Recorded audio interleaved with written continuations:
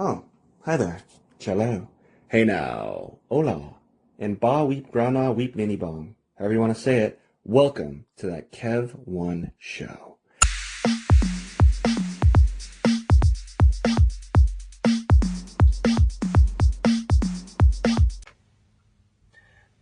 Friends like these, eh, Johnny? Well, I'm certainly glad you're all tuned in for me once again for the Weekend Vibes excursion with your boy, as I'm joined by a friend who, well, I first met at the gym. He's a scholar, and he's quite frankly an Adonis, a master of the quantum realm, a doc that can get you back on track in many a way. I can tell you he's fun to hang with, too. And now he's tackling a challenge new to him, the role of new dad. Let's hear his story and drink from the learning tree. Dr. Alex Cullen, welcome to the show.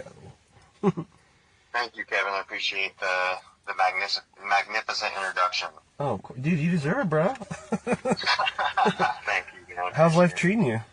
With your plethora of good. things going on in this huge nexus you call life. Yeah, it's been a lot of, it's been a lot, man, the last couple of years, man. I mean, like, graduated in summer of 2024 from the National University of Natural Medicine, so I got my naturopathic doctoral degree, and I also got my master's in clinical research as well. So, graduated with all that in summer of 2024, and then I took my boards in the summer too, and then it was like I didn't get my results until October. Oh my gosh. And and then I failed one of the boards. It was the clinical science, and the reason it was is because like I did really well on most of the sections, but there was this one section like it's like like the homeopathy. I think I talked about that on the last episode a little bit. And just wasn't my strong suit. And the way the test works is you have to get a certain percentage in every category. You know what I mean? So, like even though I did really well overall and got probably something like an 85 or something like that, it's like because I did bad in that one section, you have to like retake it basically. Oh, and 85's not passing? That's crazy. Yeah, but it's kind of weird how they score it. But some people say that the MPLEX, that's the standardized test that we take. That's particularly the MPLEX 2, the clinical science, is one of the hardest board exams in the world. Like some people have speculated that because it's you've got like all the Western allopathic sort of medicine, like pharmaceuticals, like minor surgery, pharm, like all that sort of stuff. But you also have to know all the natural modalities as well, like herbs and homeopathy, like physical medicine, like various different types of physical medicine, hydrotherapy, like, all these sort of different things. So it's like, it's such a wide breadth of things. Yeah. But, anyway, so I had to retake it. And so I retook it in February of 2025 and, passed everything. But like my daughter was born in October of 2024. Yeah. So it was like, I became like basically like a doctor and a dad, like all in the same. Wow. So it was really like a lot, you know what I mean? Yeah. And, I was trying to like get my feet, planted underneath me. I was trying to do an internship at a clinic. And it's a great clinic. It's called Heart Spring Health. I mean, they do really good work there and everything, but I think I just was having like a hard time like getting my practice there because like I was really like into primary care and like I like really like kind of complex patients. I had like a wide breadth of demographics and like I was just kind of having a hard time getting my practice going there, and so I had to kind of like hop over to a different clinic. And so now I'm at Valhalla Health and just do primary care there, but I also do like osteopathic manipulation, which is basically the same thing as chiropractic. And and so I'm kind of doing that primary care, doing a lot of pediatrics too. Oh wow. And, just a lot of stuff. I do like gender affirming care as well. What is that exactly? Gender affirming care is like basically like if someone's like trans or non-binary, or something like that, and they want to like you know, get medical treatment to like sort of, you know, modulate their hormones to sort of okay, so the way that that's they what I was would prefer. wondering. Okay, yeah, huh? Yeah, so I do a lot of that. Like, I mean, do a lot of like men's health, women's health, just like a little bit of everything, man. That's pretty cool. The super and, like, doctor.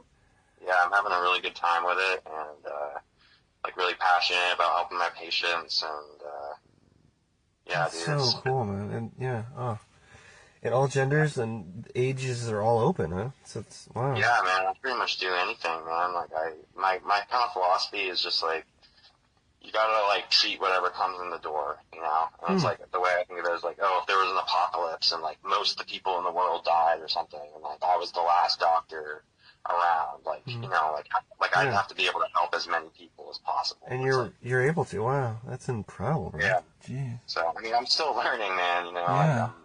I've been I'm like a little bit more than a year out. Wow, that's amazing. Well, I'm actually coming up on my whole like first year as a doctor. So I think it'll be like in late February, March. That'll be like the 1 year point for me. So. Wow, jeez.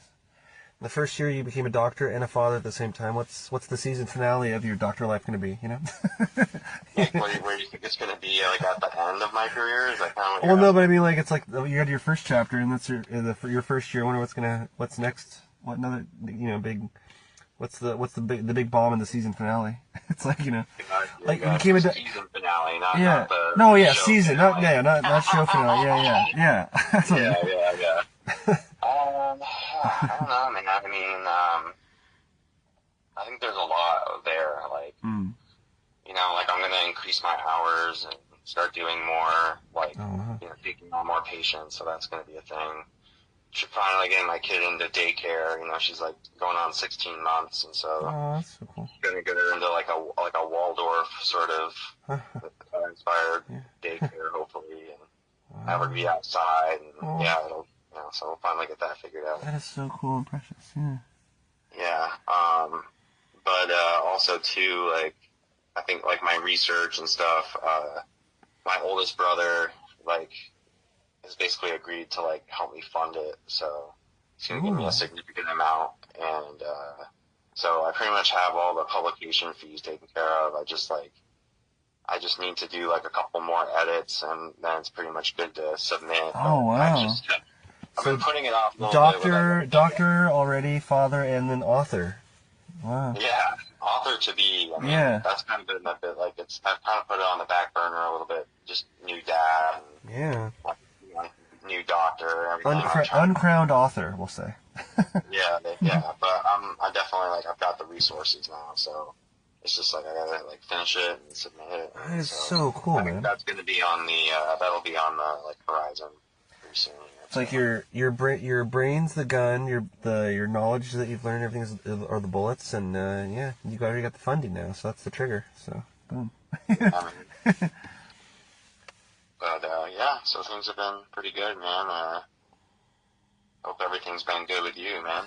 Yeah. I mean, the last time I saw you was celebrating my birthday, which ended up being quite the journey. We had to go to a second venue and everything. Yeah, man. Thanks for doing that. For going to the second place. Well,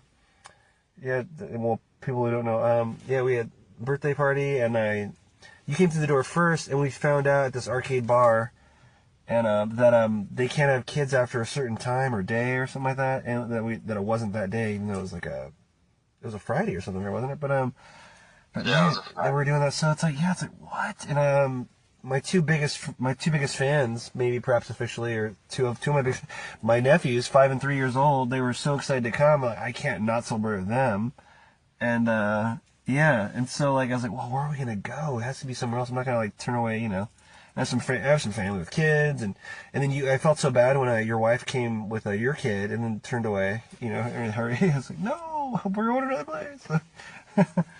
I didn't want you hot water at all, but then you rode with us to another venue.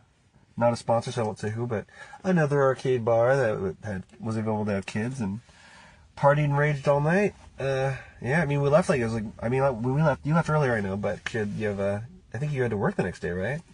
Or well, or just the family stuff? I had kickboxing pretty early. Oh, hell yeah. I also had to kind of take care of the... Yeah, being a dad, right? But yeah, we ended up leaving like after midnight. I was like, oh, time flies. Tempest Fugit when you're having fun, right? So.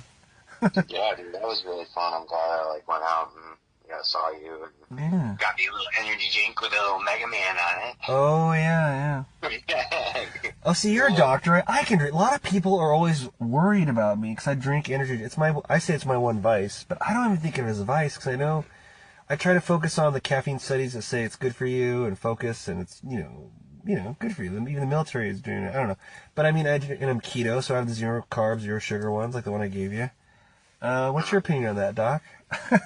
Yeah, I mean, I remember in school, learning about, coffee intake and how, there's actually, benefit for lifespan up to, 5 cups a day. Yes, and okay. But the problem is, you have to control for nicotine use. Oh, wait, what? Because, nicotine? Yeah, there's an association, people that tend to use coffee also tend to use nicotine, and so that's why, some of the studies, they don't control for, smoking and nicotine consumption. Okay. Yeah, because I don't smoke at all. So, okay, I was thinking you were about to tell me something like somehow it transmutates. Somehow if you drink too much caffeine, it somehow... Okay. Oh, good. Yeah, no, you're good. And the one I gave you, the Mega Man one, one of my favorite flavors.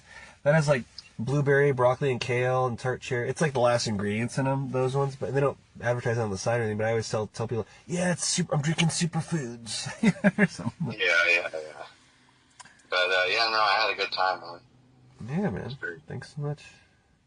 You look different, though. I mean, when we first met at the gym, like I said earlier, you look like Zeus, and I look kind of hopefully a very vascular werewolf or something like that. But, you shaved, I guess, being a doctor and a dad now. So I was like, well, I almost didn't recognize you for a millisecond. Yeah, no, my beard's starting to grow back in now. I just shave it sometimes, dude, because I don't know, I think it's good for, at least for my skin. I get, sort of seborrheic dermatitis sometimes. So, I don't know, the air and the light seems to really, kind of bring down the fungus. And so seborrheic dermatitis is actually, it's an overreaction to, a common fungus on the skin called Nesalzia. And most people, don't really have, that strong of a reaction to it. So it's usually just, it doesn't cause any harm. Is that a thing where I've had it before, and I don't have it now, I'm looking, there's a reflective surface here next to my desk here in the studio, well, yeah, I'm good. But, sometimes, deep in the beard, and I have a thick beard, if people aren't familiar with my visual look for the longest time now, but sometimes deep in the beard, on the skin, I get, an itch, and it feels like a scab or something, and I could tell it's fine, but, when you have an itch, you just want to scratch. And I scratched off, and it's kind of like dead skin, and then, you pull it out with a beard comb, or, your fingers. And is that related to that, or is that by chance, or no? Dude, that sounds exactly that's exactly what it is. I mean, it can be, dude, I don't know, man. Skin stuff, dermatology is so complicated because everything presents really similarly. Atopic dermatitis, eczema, psoriasis, seborrheic dermatitis, and then you even have, mixes of them. There's, seboriasis, which is, a mix of seborrheic dermatitis and psoriasis. How do you say that? Seborrheic, you said, or what is it? Seboriasis. Seboriasis. It's a cool name. It almost sounds like a cool, I don't know, cologne or something. Seboriasis. Some sort of old god of the sea. Seboriasis. We will not go to war with your kind. Or something. Holding the trident. Okay. Yeah. Huh. You should get a silicone scrubber. Yeah. And because I don't know if you've ever seen those. It's for people with really thick hair. It's a little almost an oval shaped scrubber, and it's got these silicone prongs that come out of it. Yeah, I mean I've seen stuff like it, if not literally those. Yeah. Do they sometimes have a little handle that your fingers go through and you? Yeah, sometimes some of them do. But so and it's kind of like an oval body kind of. And then the prongs. Yeah, exactly. I think I've seen those, or something that could be makeshift made into it. Maybe it's some exfoliate thing that a girlfriend had or something. But I think I've seen those. But you use that? Oh, cool. Yeah, I would use that with maybe some anti dandruff, shampoo, glutathione, zinc. You know the problem now, but I mean, it's been on, on occasion, and nothing even pressing where I even like complained to anyone or anything. But I just, when you described it, I was like, I think I've had that briefly before. In fact, I've kind of almost liked it in a way. It's always been like just a moment and then it's gone. Where because when you have an itchy scratch, you just want to scratch it, and like the fact that it's deep in the beard, it's like no one can see it, and then and then you pull it out. It's like a satisfying thing that I got to do. And, if it was just on your skin, you'd be like, oh my god, do I have a bloody thing on my face now, or But then I think it was gone. It wasn't like some thing where all of a sudden my fingers are wet and they're bloody or something in my beard, but. Yeah, man. Now I'm just riding a body horse scene, it sounds like, sorry. Yeah, man, they call that excoriation when you, scratch the skin like that, yeah. Another cool name, another cool title. We gotta work on some scripts. Yeah. It's excoriation. Thursday on Netflix. Oh, cool, what happens? He scratched off his face and he was someone else. Whoa. Oh. Yeah, man, but, I mean, I dabble a little bit in dermatology, but... Man, you do it all. You're like, Odin's the all-father, you're like the all-doctor, Oh, dude, it's like, yeah, man, I mean, most people, like... Which is awesome. I don't know if you've ever tried to get a referral somewhere, like a specialist, but, like, it takes a long time, and, it can be, like, really, like, hard for people, and so primary care is, like, pushed into so many different roles. You're saying, like, so say if someone needs some sort of specialist and it just sucks being bounced around and you could kind of do it all, so is that what you're saying? Yeah. Oh, cool. Yeah. Exactly. Oh my god, like, I remember I went to, when I was living in LA, it was a really stressful time. I didn't know what was wrong with me. I had little, like, it looked like bad acne, and they were getting, like, red and blistery. And it was on one side of my face, and I was like, oh, it's probably pimples or something horrible, And then I saw in the mirror, it was in my eye as well. I was like, okay, I'm going right to the doctor. I went to the doctor. I had no medical insurance, by the way, because I was a poor actor, in LA. And I went to one, like, urgent care or something like that, one of those emergency places, and they're looking at me, it was all cool, and I just felt better that I was seeing someone. Okay, I'm with a doctor, I feel better already, I'm not dying or anything, right?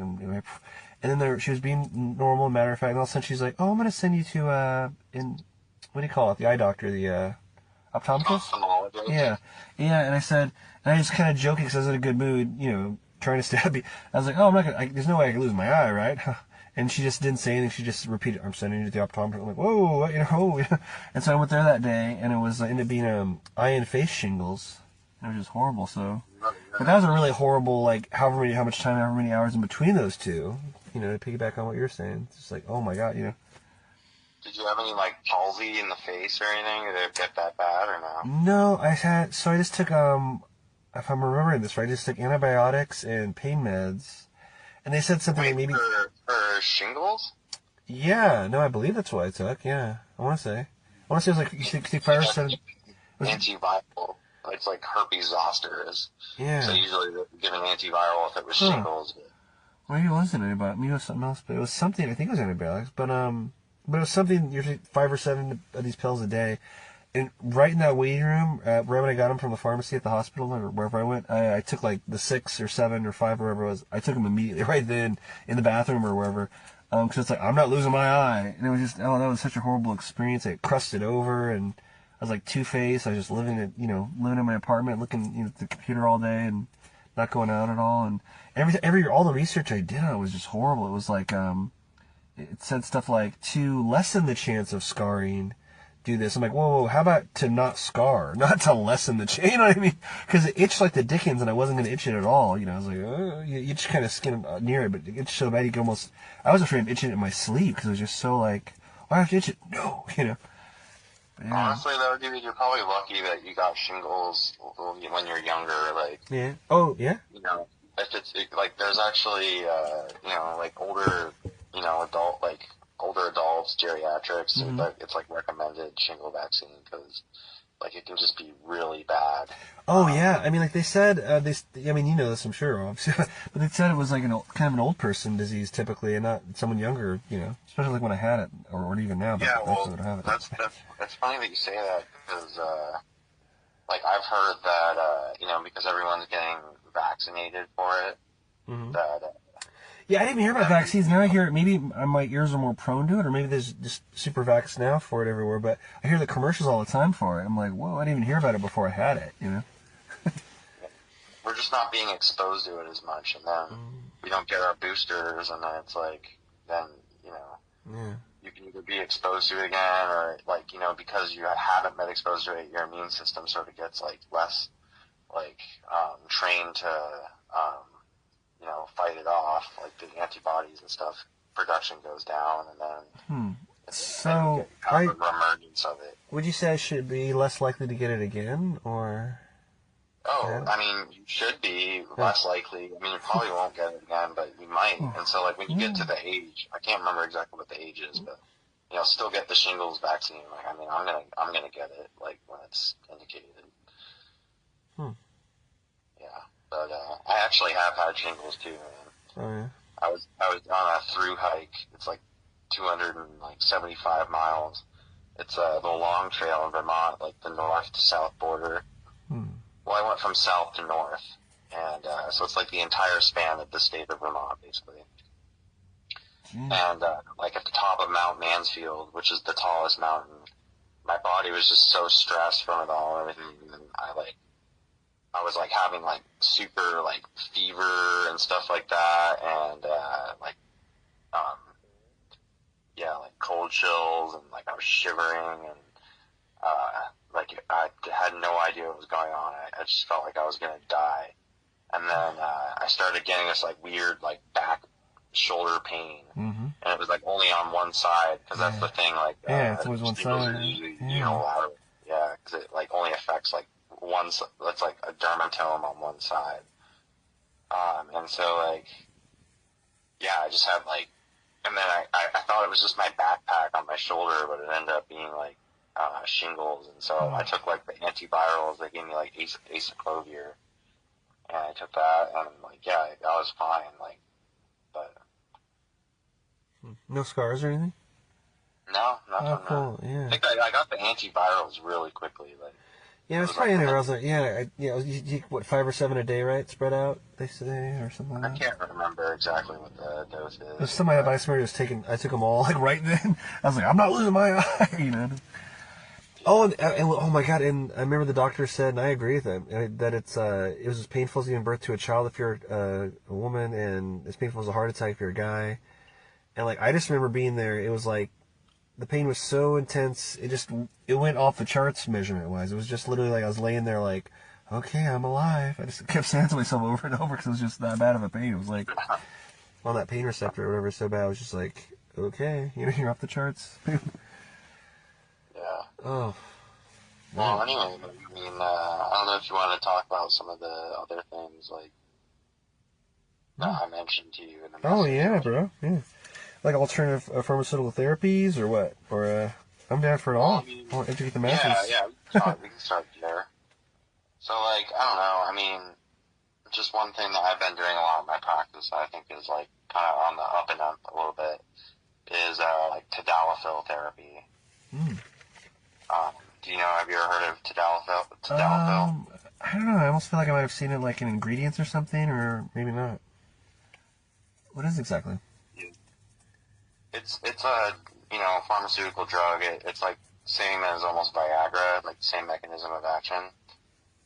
And so what does it do? Like, it's like good for the heart and blood flow, or? Oh, dude, so many things. Ooh, yeah. So it's a phosphodiesterase inhibitor. Phosphodiesterase basically breaks down your nitric oxide. But like nitric oxide basically dilates your blood vessels by like basically increasing this thing called myosin light chain phosphatase, which basically causes the blood vessels to dilate. And like so that's like the main mechanism and stuff. So it's like and so it helps a lot with like obviously like specifically it's the erectile tissue is like very responsive to it. So it's like helps with erectile dysfunction. That's the on-label use for it.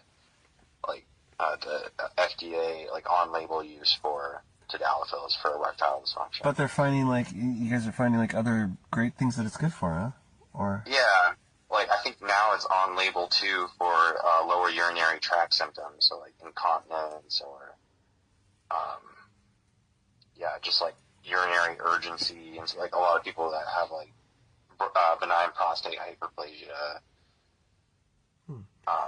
It's showing like be really helpful for that. So what do you? So are you saying like they're giving like is it just pretty much Viagra to people for other ailments, or is it just a different Well, it, recipe of ingredient? I mean, it's a different substance. Like like sildenafil is Viagra, Mm. and that's the commercial name for sildenafil is Viagra, and the commercial name for tadalafil is Cialis. Oh, okay, yeah. Everyone's But seen all those commercials, yeah. yeah, everyone's seen them. But like, they're pretty similar. They're both phosphodiesterase 5 inhibitors, but sildenafil has a longer half-life. So it's like, I think sildenafil is like a couple hours, and then I can't remember exactly how many hours, and I think tadalafil is like 36-hour half-life or something. So it's like stays in your system for a lot longer, and so because of that, seems to work a little bit better for like the secondary benefits, in my opinion. What are the secondary benefits again? So secondary benefit. So like primary benefit is going to be for like better erectile quality, like erection quality. Right? Party time, honeymoon in Vegas, yeah. And then the secondary. Party Vegas, man. Yeah. Yeah, but then like there's like a lot of secondary benefits that the research is showing. For instance, it's been shown to like be good for arteriosclerosis. Like I think in some cases it's even like reversed the pathology a little bit. Wow. And so like preventing arthritis and dialing it back, or curing it, or no? Is it? Yeah, just like reducing the plaque and the arteries get like stiffer as you get older too, and they like don't have like enough elastin in them. And so they get kind of stiff, and so that's like another thing too. So there's like a bunch of different pathological. So this will stiffen you where you want, and loosen you up in your knuckles and hands, and where else do you get arthritis in your knees, right? Well, yeah, it's more just in the vasculature in that sense, but like also too, it's been shown to be helpful for bone density. Oh wow! So yeah, and so I mean, I haven't had a geriatric patient. You said tadalafil, or how did you say that? Tadalafil. Tadalafil. Okay. Huh. But yeah, so it's been shown to like help with bone mineral density, and it seems to like increase this thing called osteopatedrin, which basically signals to like your osteoblasts to like calcify the bone more with like high hydroxyapatite, and so it's been really helpful for that. And I think so I was looking into it the other day, and tadalafil seems to actually increase like sex hormone receptor counts in the cells. So it's not increasing the sex hormones themselves, but it seems to like increase like estrogen, testosterone receptors. And so like in like a man, it'd make my testosterone increase, and in a woman estrogen, or what? Well, that's the thing. It's not going to increase the actual levels. It seems to the mechanism seems to be by like increasing the receptor count. But I think like we don't have enough research to be completely sure about it. But I think that's like sort of the one of the theories. Okay. Yeah. I was going to say that someone, you're gender affirming, so say someone who was born a male, born a female, but wants to be one or the other, that wouldn't contradict what their goals, would it? Would it make increase their testosterone, a little more estrogen, or vice versa? Oh. I think that because from what I understand, it's increasing both estrogen and testosterone receptors.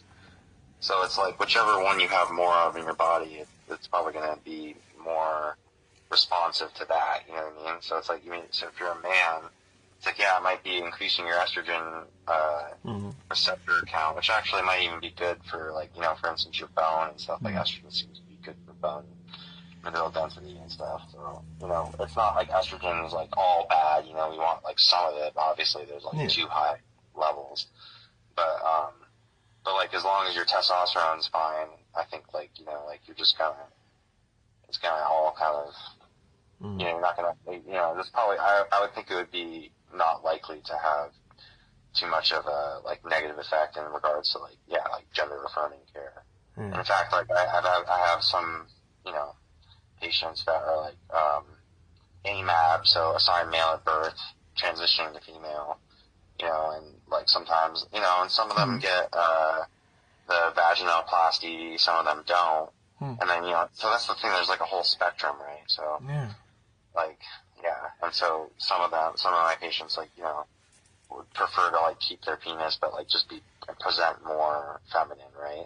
And so they're like on estrogen blockers and estrogen and stuff, and testosterone blockers and estrogen, like estradiol, for instance. But then sometimes they can have like erectile dysfunction, which erectile tissue is really responsive to testosterone, so it's like when you take your testosterone, some people can have erectile dysfunction.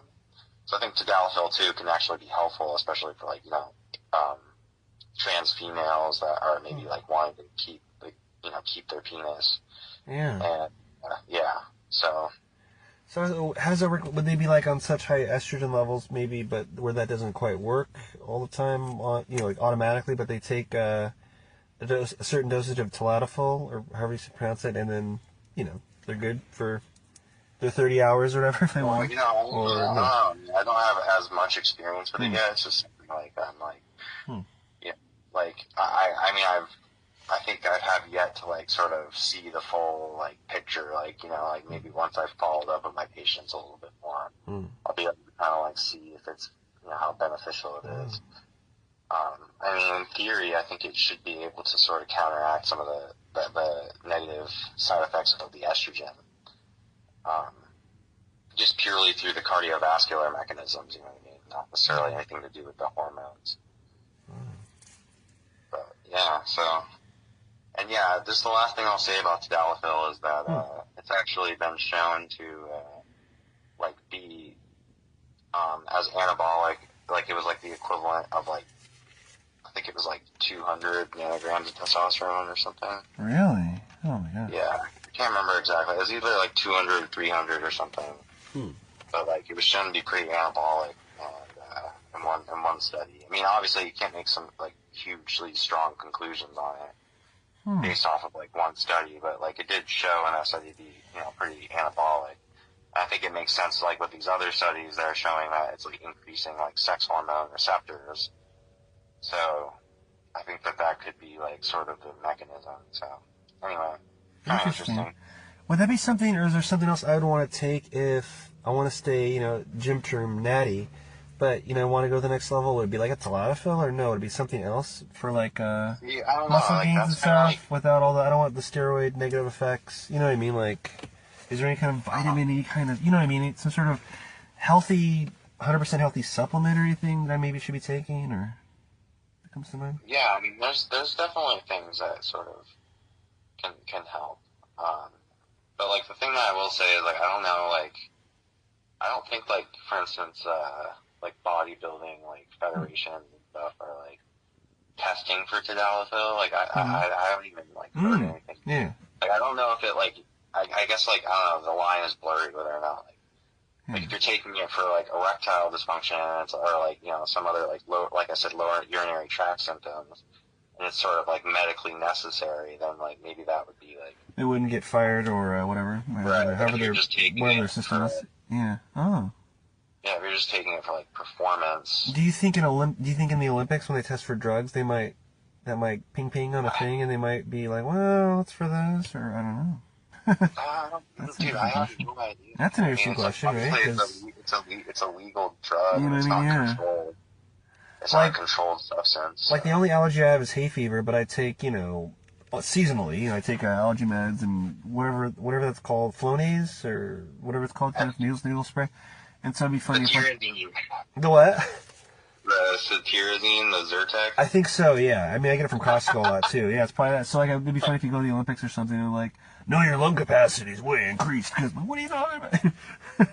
It's like, oh, I It's a took this freaking... you Is it a steroid? I don't know. I almost feel like someone said it was a steroid once. I was like, right, is it? Wow, I'm that's breathing, wild. guys. I'm breathing. Huh. Yeah, so yeah, definitely good things with, like, I think tadalafil is a great thing to utilize. I think it's underutilized for a lot of, like, it could be useful for other conditions. Like, Oh, so you're saying that actual medication would be good for it, good for bodybuilding or for... yeah, Oh, tadalafil for sure. interesting. But, like, I know you want to talk about, like, maybe some other things. Oh yeah, everything. Um, Especially anything of note you think would be great. Yeah. yeah, dude. I mean, it's interesting because it's like, We with talked a lot herbs about and supplements. quantum theory last time, and yeah, I'm down Yeah. for everything. You're like tree of knowledge, like I was saying. Thanks, man. I appreciate it. I mean, I worked hard to get here, and I do know a lot, but I feel like there's still so much that I'm learning, man. Like, I don't know, like, I learn something new every day with my patients, and, like, I don't ever say no, you know? So it's like, you never know what's gonna walk in the door. Like, Yeah. yeah, so. It's like the world of improv. Yes, and we say. But, And you yeah, say so, natural herbs. You were saying? yeah, okay, we can go there. So, like, one of the herbs that's, really good for, like, men's health in particular is, smilax. I don't know if we talked about that before, I but, don't think so. so yeah, smilax is like an herb that is used for, just like hypoandrogenism and, you know, or andropause. That's basically the term that's used for, like, it's kind of almost the same thing as menopause, but for men. Oh, okay. So, and then obviously people are always talking about,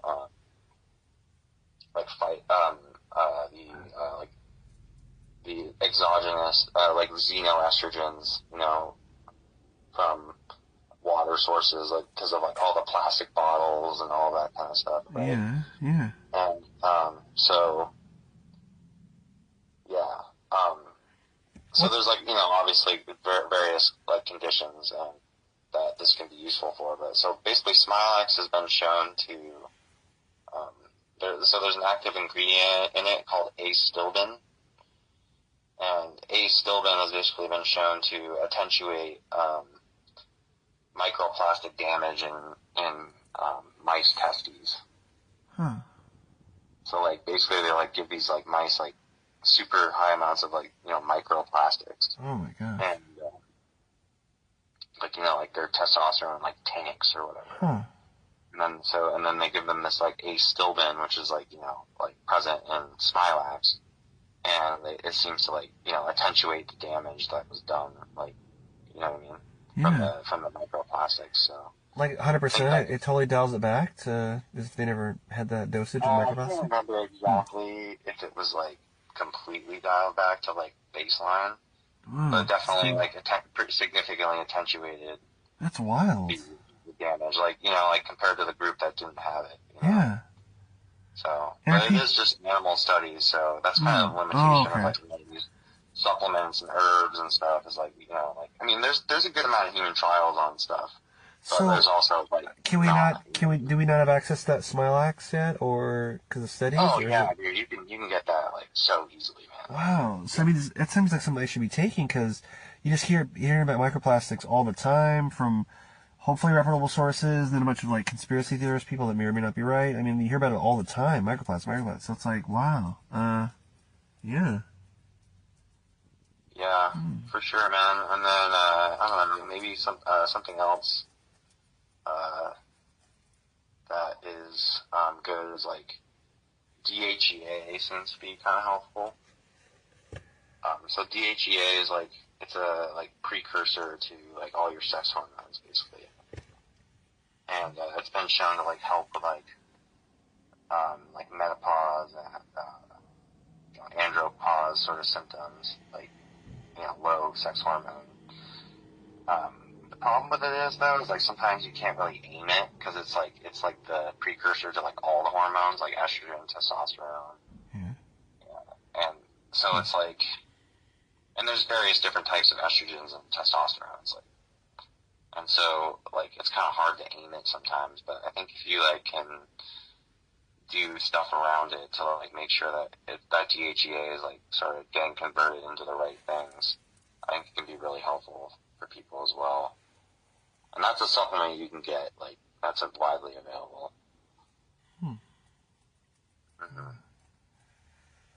Gee, that's wild. Huh. I mean, I don't know, creatine, everyone obviously talks about that all the time. I take creatine every day. That's fine, right? That's still a good... Yeah, man, they're Oh, all good. I mean, the only thing that, like, you had, like, significant kidney issues. Wait, like, what? You know, if I had it? kidney If someone failure had it? Or... something, Yeah. maybe it would be, like, you want to think about not doing it, but for No, most yeah, I don't have people, any... But it doesn't cause it, does it? Or... no. I mean, Okay. it might make your, like, so if creatine can get converted into creatinine, and so it might, like, you know, make your creatinine levels a little bit higher, but, like, it's not, you know, for most people, it's not going to cause any sort of issues. So I take like 2 scoops a day. Well, I don't know, like 5 days a week probably about. But yeah, I mean, you know, get it for I think I get it from CrossFit. But, you know, before a gym or after the gym, in the mornings a lot of the time. And then I've heard like it's good for cognitive as well. No? Yeah, it's being shown. Yeah, because it's the creatine kinase pathway, which is like a metabolic pathway that can be used in the body to create ATP. And so the muscles use it, but also the brain uses the creatine kinase pathway as well. And so that's why, people are, like, it's showing to be good for, like, cognitive decline, you know, like dementia, Alzheimer's. And so if one is taking it young like we are, you know, for weightlifting and everything, and we get the added cognitive benefits, does that hopefully, or maybe for surely, mean that we shouldn't have that decline in the future when one gets older? Less chances of Alzheimer's and such, or what? I mean, I don't know, man, because it's like, obviously there's genetic... Yeah, no guarantees, I know. But, like, I think it's definitely protective, you know, most likely. Okay. Huh. You know, like, I mean, it's not going to give you, like, a crazy boost, but it gives you, like, a little bit of a boost cognitively. Huh. Yeah, so that's definitely something else I would consider. But yeah, just trying to think of like other like specifically good for like testosterone like herbs. Like I don't know, there's tribulus, which has been like Tetris. Oh yeah, no, I've seen that at GNC. I've seen there's a lot. Is that that's good? That's you recommend that or? I mean, here's the thing. Like, it's been shown in studies to like increase dihydrotestosterone. Yeah. But then other studies it's shown to not increase dihydrotestosterone. It's like the effect is sort of like I don't know, like it doesn't. The research is kind of spotty whether or not it actually helps with testosterone. You might be a placebo effect type thing, or?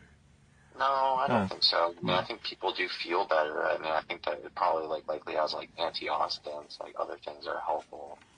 But like, it's just not like it might not necessarily be directly increasing sex hormones, like or like agonizing the receptors or something, you know. Yeah. But I mean, it is like something that I think is worth trying. I think one thing that's kind of like not really known as very much is like white button mushroom. You ever heard of that before? White button mushroom? Agaricus bisporus, I think is the Latin term. No, not specifically, at least. I mean, I like mushrooms, but... Yeah.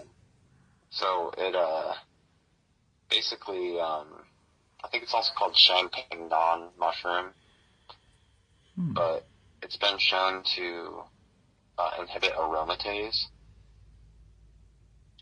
Which, aromatase basically converts testosterone into estradiol. So by like inhibiting aromatase, it can sort of like help to like avoid the conversion of your testosterone into estrogen.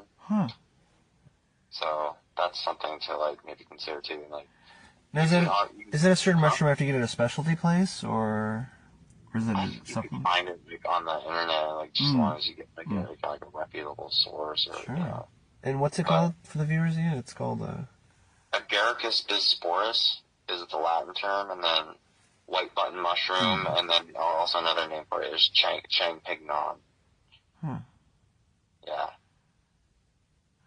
So, I mean, I don't know, those are kind of like good things for like testosterone. I mean, and then there's obviously like something else that I've like sort of dabbled in is infertility, like male factor infertility. And so there's a lot of stuff too that's like really beneficial for that. Like, for instance, French maritime pine bark extract has the active ingredient pygnogonol, and pygnogonol has been shown to like increase fertility in animal studies and stuff like that. So that can be really good, and also something that's just really good for a bunch of different conditions. Like it's called myoinositol. You ever heard of it? Not sure. I don't think so. Probably not. Sorry, it's myoinositol. That's how you say it.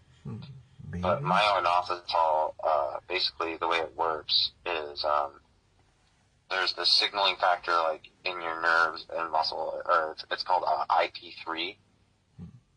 And so IP3 basically is responsible for like calcium, like regulates like the levels of calcium in the body.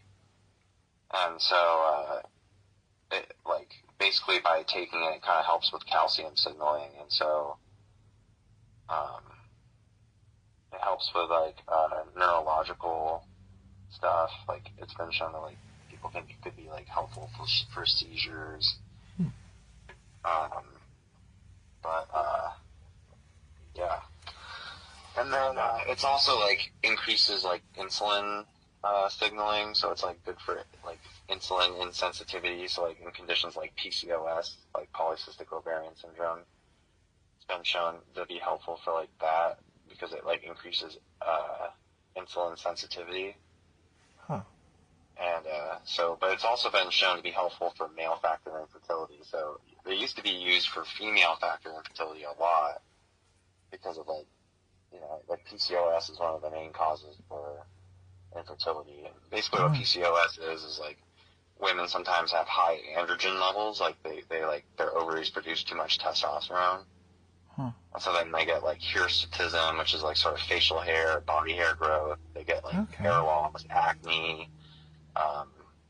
They can get like obesity and stuff like that. And because it's like it's high testosterone, low, and then insulin insensitivity. And they also have like cysts on the ovaries, so it's kind of like there's a bunch of different sort of signs and, you know, definitions for it. But so it's been used for myoinositol has been used for female factor infertility, but it's been shown recently to be actually helpful for male factor infertility as well. It's just so crazy how complicated the human body is, you know. Yeah, man, it's so complicated. But yeah, I will say the last thing, just for the male factor infertility thing that I really like is it's called scrotal cooling. Yeah. So like basically like, you know, like there's these contraptions that you can like, you know, like hold an ice pack to your scrotum. And you know, like a lot of the studies have been showing that scrotal cooling actually helps with fertility. And there's definitely been studies that show that like hot tub, like hot water exposure and stuff to the scrotum is actually harmful for male fertility. So. So I've been going to the hot tub a lot at the gym, just as a way, like, you know, hey, you want to relax, and because for like years I just didn't use the hot tub, and I just didn't time wise, and you know, like I don't want to, you know, lockers and everything, and the towels, but I've been trying to go lately, and almost subconsciously, like, oh, this is me getting more for my money at the gym as well. You know what I mean? So are you saying I almost should avoid the hot tub, or just more so if I'm trying to have kids to avoid it, or what? Well, it doesn't have necessarily an effect on your testosterone. Yeah, it's just fertility, so if I'm not trying to have a kid. Yeah, it's just for sperm production. I sometimes worry about the chlorine, but then I'm like, I don't know. I try not to worry about it. You know what I'm saying? Yeah, I don't know. The chlorine definitely drives me out, bro. Like, I don't know. I don't really respond well to it. Is there any potential benefit at all to chlorine? Like, well, you're less likely to get sick or something, or no? In these trying times? I mean, I don't think that there's necessarily any benefit to like straight up just getting No. like a bunch of chlorine. Yeah, But nothing really. I will say that like chloride ions are definitely like a thing in the body. They're basically like negative, negatively charged ions that sort of help to hyperpolarize or repolarize the neuron. And so, like, you know, so it's like after an action potential or depolarization of the membrane, the neuronal membrane, you get, you know, then you have to repolarize it. And so,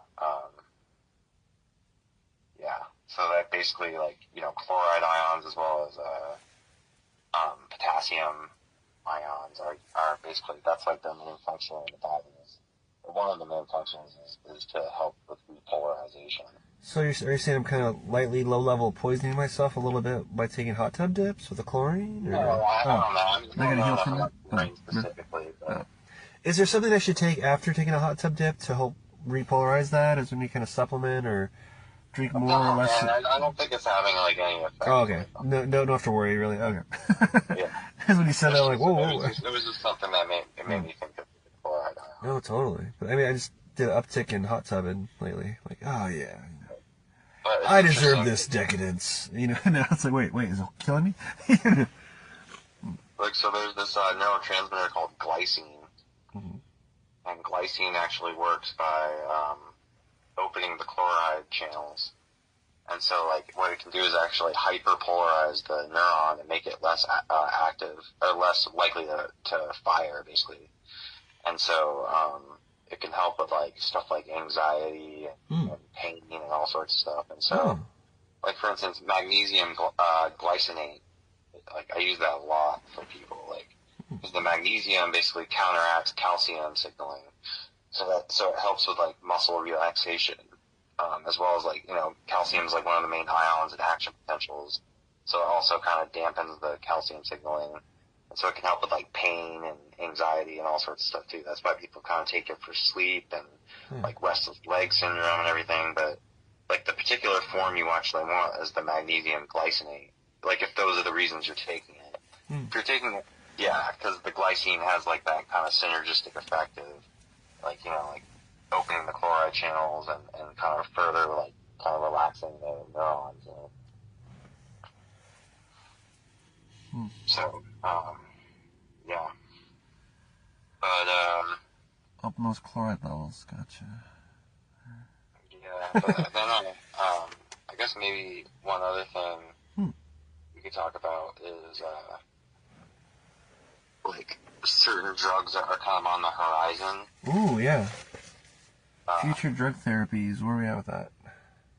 Yeah, so, I mean, Mike Israetel talks about it a lot, but basically, like, have you ever seen, like, the, like, muscle bulls, like, just, like, the jack out of their mind, like, bulls? Or, like, cows, the muscle cows? Maybe? Dude, just, like, I don't know if you have your phone, but you can just, like, look up, like, muscle cow on your phone. And you'll see, like, it's just, like, this, like... So you got a flat screen here, I can look it up. Muscle cow, he says. Apparently I gotta check this out, Doc. Let's see. Literally. Let's see. Muscle cow.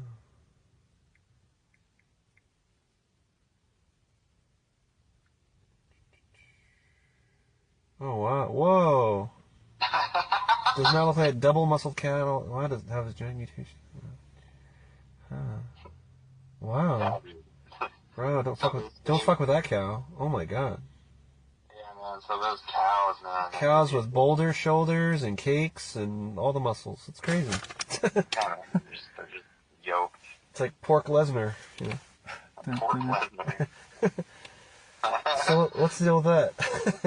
So basically, like, those cows have been genetically modified to, like, have very low levels of this thing called myostatin. And what myostatin does is, like, it basically puts, like a epigenetic cap on, like, how much, like, muscle tissue you can put on. And so, you know, basically there's these new drugs that are on the horizon. I can't remember the name of them. They're really complicated names.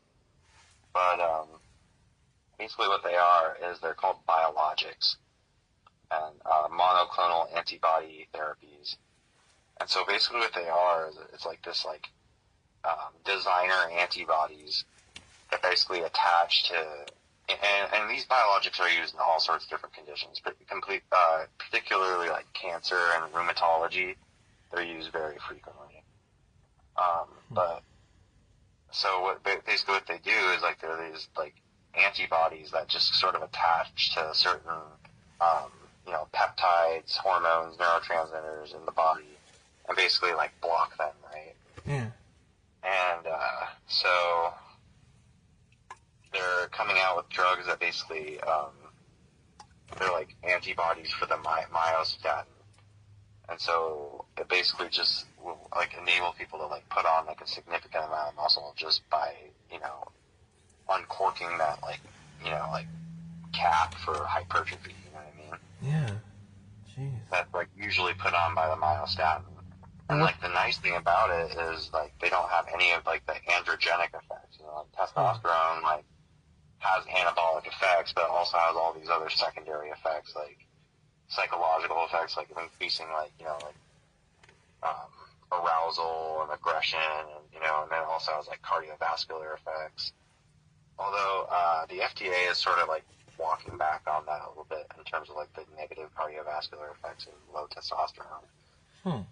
Or of high testosterone, because they used to say that it was bad, but now it's kind of showing like actually having low testosterone can sometimes actually be bad for your cardiovascular system as well. I would have guessed so, yeah. Oh. So it's like you have either really low levels or like hyperphysiologic levels, then that's kind of where you're gonna have issues. But if you're in the sweet spot, like the normal range, you're like that's like the perfect range for like cardiovascular health, basically.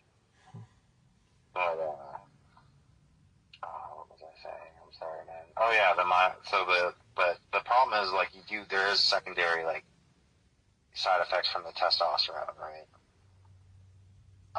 Because it can have cardiovascular effects, especially if you're taking like hyperphysiologic levels. You know what I mean? Like if you're like a bodybuilder and you're like on like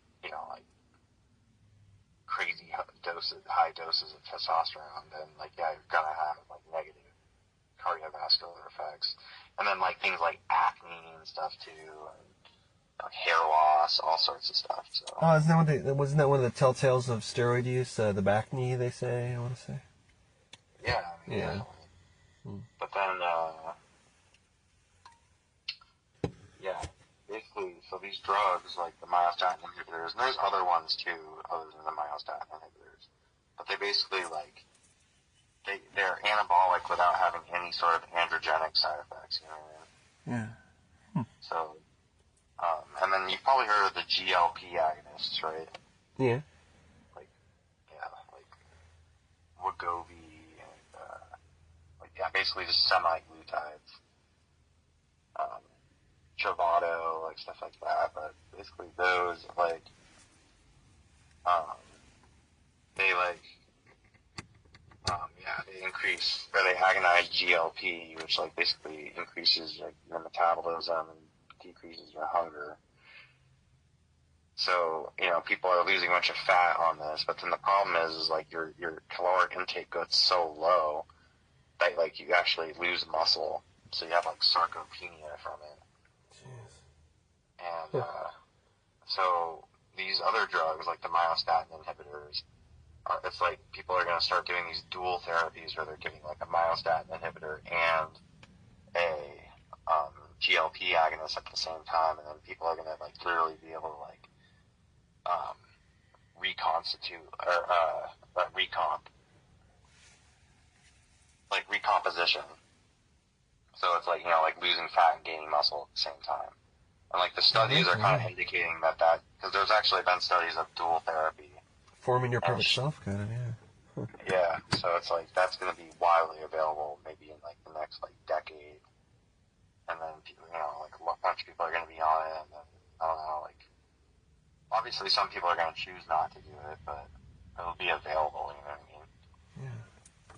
But like I still think think that because people are going to be basically be able to like be kind of jacked without having to ever train or really ever like do anything. Oh, really? Like not even not even low level workouts or something. Just like they just get it. Wow. Yeah. But I think that like obviously exercise is going to give you even that much more of an edge. You know what I mean? Like if you're putting that like those drugs plus the stimulus, it's going to be really like crazy.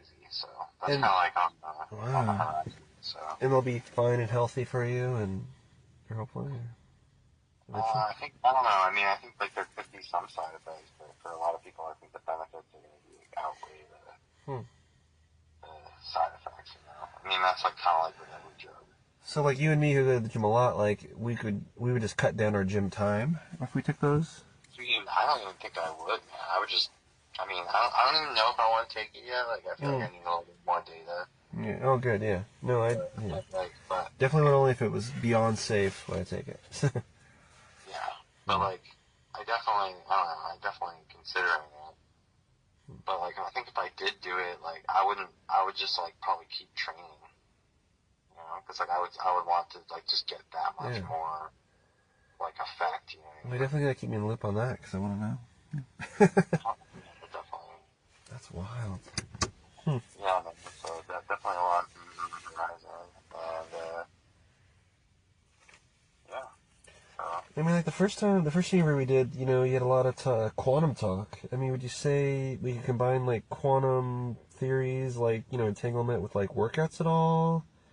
Like like a mind-body connection of any kind for quantum fitness, or is that? Dude, that's like, it's interesting because like I have wanted to like write a study. I think my next study I would like to do like a medical hypothesis, scope and review study on like a hybrid quantum computational model for the mind-muscle connection. Yeah, because there's a lot of talk about that, and it seems legitimate, Of the mind-muscle connection? Yeah, like, I mean, maybe it sounds silly to some, maybe not to you though, but, when you're like, kind of like manifesting that, just like, almost like quantum entanglement, like it'd be almost like, how do I describe what I'm pondering with it? Like, almost like, well, the most fit one can get, you're there already, as you're doing it, and you get that much sooner, that much quicker, or, I don't know, break it to a certain level that way or not. Is that... Yeah, possibly ridiculous. I kind of have some pretty complex thoughts on this, actually. Yeah. But like, okay, so for instance, like one of the things that's being shown in the recent research is that like, training at like lengthened ranges of motion seems to be pretty beneficial. At least going through a full range of motion, right? Okay. I don't know if you've ever heard of like that. Well, yeah, no, I've heard of that, but I know some people like don't do the full range because they're trying to protect their ligaments or something. Maybe you're saying dare to lengthen, or what are you saying? Well, yeah, I mean, obviously, if someone has an injury, like you yeah, like protecting. But if they're opting just on the side of caution and they're perfectly healthy, you're saying maybe push the limits a little bit, go full length. Like I think if you're worried about getting injured, then you should just just lower the weight. Yeah, because I think like a full range of motion with lighter weight is probably going to be just as effective as heavy weight with a shorter range of motion, but it's also going to have like a less injury risk. Oh, okay, yeah. And it could even be more effective. You know what I mean? But I'll try that tonight. I'm going to the gym later tonight. At the very least, I think it's just as good as heavy weight at a shorter range. But yeah, I don't know. So it kind of makes me think, dude, because when the tissue is lengthened, right, there's actually like literally more space inside, like the vault, like empty, right? Yeah. So like in between the cells, like you know what I mean, and so my kind of thought on it is like, okay, well maybe there's like more like an expanded like quantum vacuum basically, and so the quantum vacuum is basically this idea of like empty space, right? Like you have all this like matter, like electrons, protons, neutrons, photons, right? Like all these different particles they're like sort of contained, right, in this space. And so like that space around that everything was contained in is called the quantum vacuum. Okay. And the interesting thing about it is that, like, so most particles that, like all the particles that we are made of and that we interact with and everything are considered what are called real particles. So they follow like the conservation of mass and energy. So, like, it's not like they can just like exist and then disappear, right? Like, even if something gets destroyed, like, all the matter and particles are still accounted for. Yeah, you can't destroy energy. There's no actual destruction or creation of the matter. It's just like changing form, right? Yeah. But these virtual particles basically are, like, there's these things called virtual particles, and they basically are fluctuations within the quantum vacuum, like excitations that can behave like particles, but they don't follow the conservation of mass and energy, so they can just sort of pop into existence and pop out. And there was this study that I actually talk about in my study that did some research on starfish oocytes, which are basically like, it's like these cells in the starfish. And they were basically looking at this chemical reaction through what's called guanine exchange factor, and they're basically like analyzing this reaction, and they were able to derive that there was like virtual particle braiding, basically. They basically applied this mathematical model to the imaging that they were getting, basically. And basically, so the image, so let me explain it. So there's a chemical reaction going on in the cells, right? Yeah. And like, but if you were to sort of like look at like how that chemical reaction is spreading through the cell, there's sort of like these like wave patterns that you can measure. And there are basically these spiral waves that were occurring like within this reaction that's happening in the cell, right? But and so they were analyzing these spiral waves, and then when they applied the mathematical model to the waves that they were measuring, that's when they kind of derived that, like, oh, there's these like virtual particle production and like braiding patterns that were occurring between them, which that's like a whole other can of worms. But basically, it's like particles can sort of like braid around each other in space-time, like almost like two ends of a shoelace, sort of like wrapping around each other. And so there was these braiding patterns of the virtual particles. And so, I don't know, I talk about that in my study, and then, I talk about how, because those braiding patterns can actually be used to form what's called topological qubits, which is like basically you can make bits of information through the braiding patterns of these particles, right? Yeah. And that process is called fault-tolerant topological quantum computation.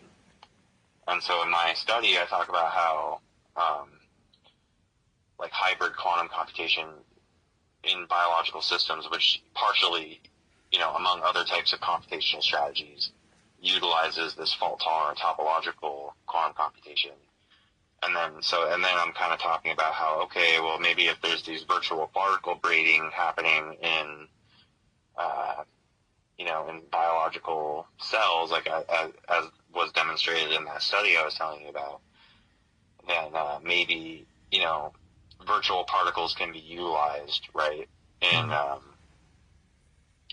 like the production of consciousness, right? Yeah. Like through the computation, right?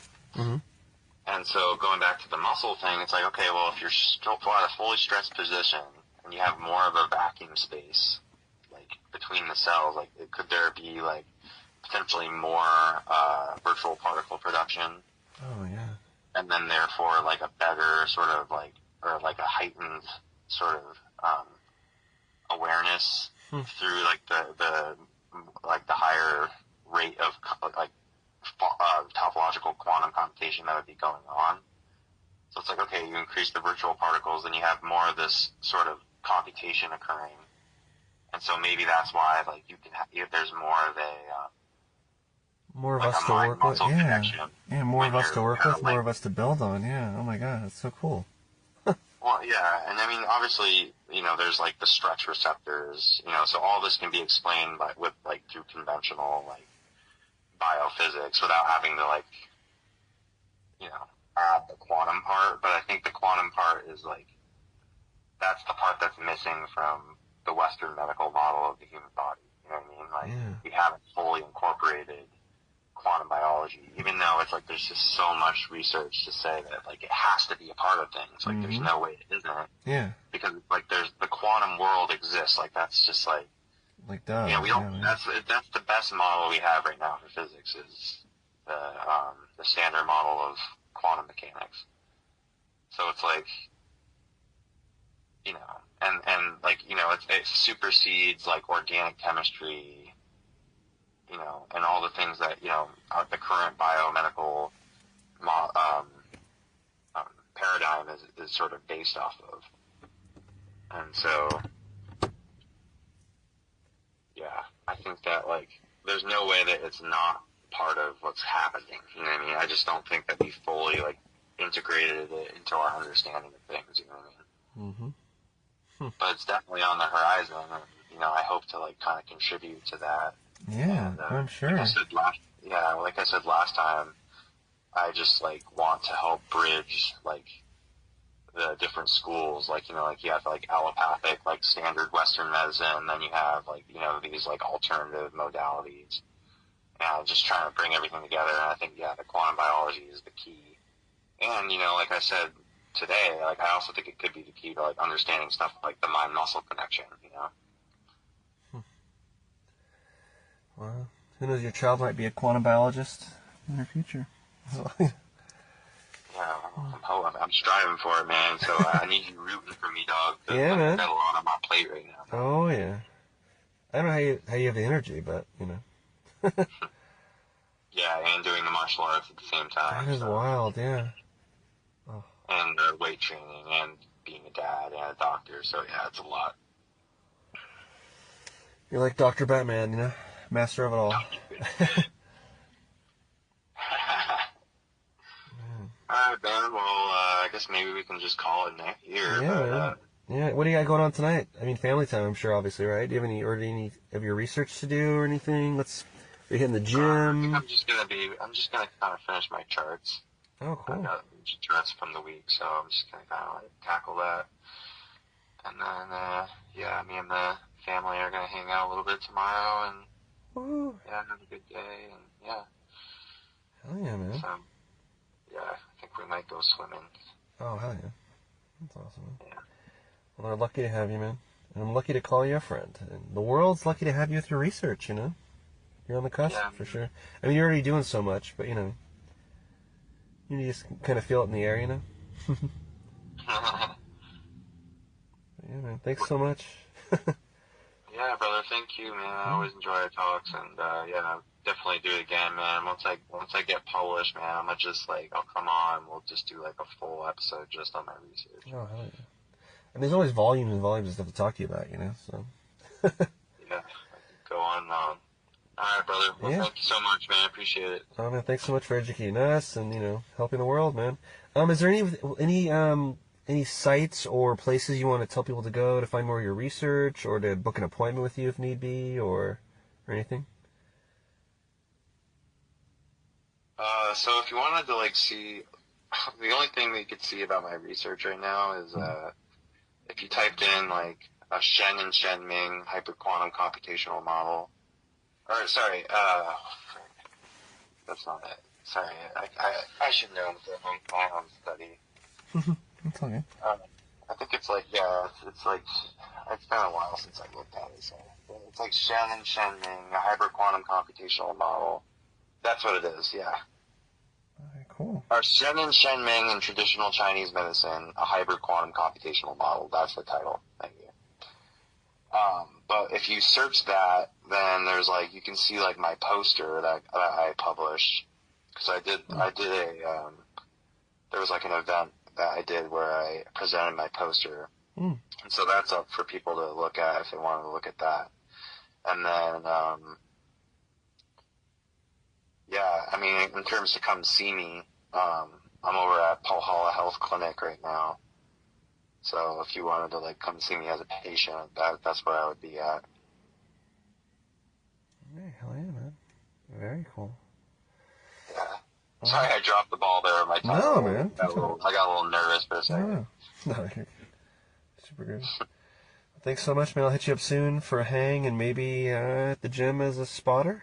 Yeah, man, I'll be down. Maybe do some kickboxing together. Yeah. Oh, I definitely gotta do more of that. All right, man. Well, I'll talk to you later. Yeah, man. Thanks to you, man. Good night. Yeah, peace. That was phenomenal and swole, Dr. Alex Cullen. Check out all his research, check out his poster and more, and soon his book. Man, it's with a heavy heart though. I just got handed this by, thanks Dan. Whew. This episode of the Kev One Show is dedicated to actor Peter Green.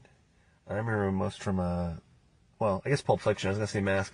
He was the villain in The Mask with Jim Carrey. You definitely know him if you've seen him. He was, of course, in Pulp Fiction. Yeah. Alright, guys. Thanks so much for being part of the ride on this episode. Yeah, okay, I'll say it once. It's episode... You know where I'm going with this. It's episode 67. So yeah, it's episode 67. Thanks, guys. Apologies to India King. We ran out of time. We'll have you on in the very near future. And next week, we will be joined by... Whoa. Yeah, Kermit the Frog. Good night.